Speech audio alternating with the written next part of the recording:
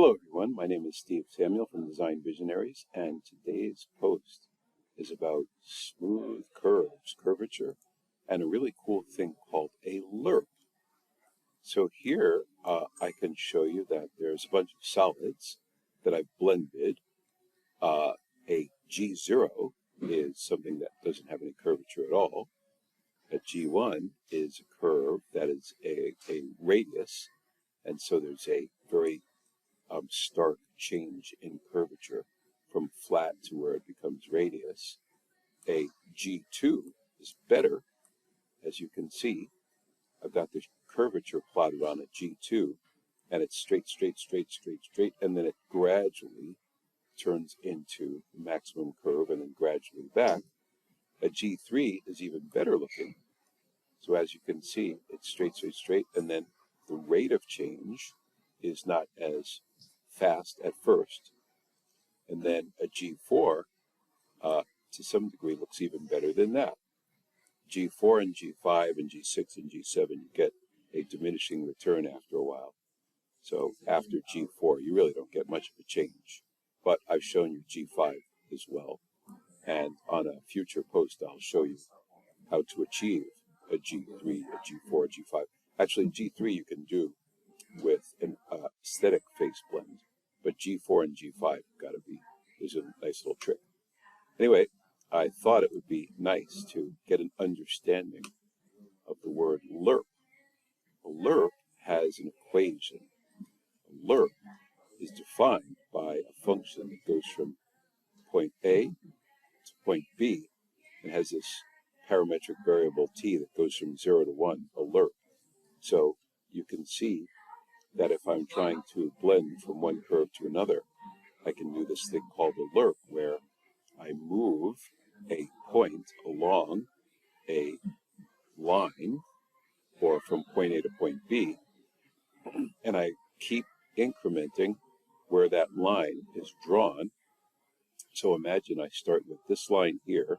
I've got point A and I've got point B, and I make a line that moves just a little this way, and the end of it moves a little this way, and then it moves a little more this way along here, and it moves down, and it moves this and down, this and down. And so as this is happening, there's a point that's also traversing on that line. Now to really envision it, I've created an animation.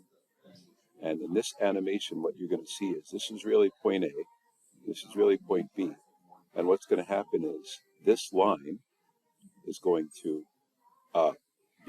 it begins right here and goes to there right now. I've got to extend it a little bit, but then it moves up, moves down on this line, it moves up some more and down on this line. As that whole thing is taking place, there's a little car right here that has a little point, and it's going to trace the perfect spline, studio spline, that will go through those 3 points. So here's how it looks. If I go to the animation designer and hit play, I put a tracer on this little point. So as soon as I stop it, you'll see where this point traced all along and got to from point A to point B. So when I hit play, as you can see, that little point is tracing all the way from point A to point B. And then when I stop it, it shows you the actual curve that it traces out. And that is a lerp between this point A and this point B with respect to this, I'll call it a pole here. So that's really neat. It's really neat to understand that when you do a studio spline right here, I'm just going to hide this for a second, and I'll show you.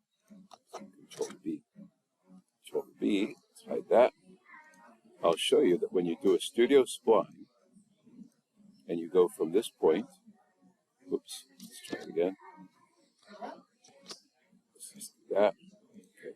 When you do a studio spline, and you start here, the first point, and you're doing a studio spline that is 2nd degree, and then you go to that point, and then you go to that point, the result, this curve right here, lines up with that lerp. So there's a really nice way of understanding mathematically how these curves get created. So this is the one that I created with the tracer. and the other one is the one that I created as a studio spline. So you can see how close they are. It's just a little off because I started just a little bit off, but it's basically the same shape. So that is, it gives you an understanding of the curvature in NX and what goes on in the background, in the mathematical background.